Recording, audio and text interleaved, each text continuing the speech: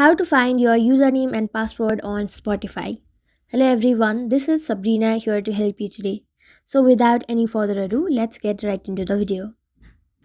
First, launch your Spotify application. Then from your top left corner, go to your profile icon. Now, go to view profile. Go to edit and then here your username will appear.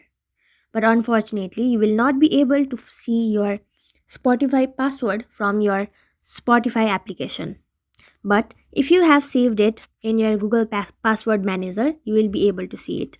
To do so, open your Google, then tap on your profile icon. Use Chrome for ease and simply tap on this three dot. After that, go to settings.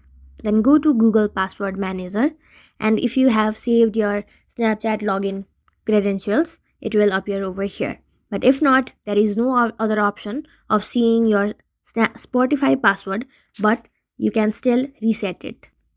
So that's it. Thank you for watching this video. Make sure to like, share and subscribe to our YouTube channel. If you got any questions, comment them down and I'll catch you in the next one.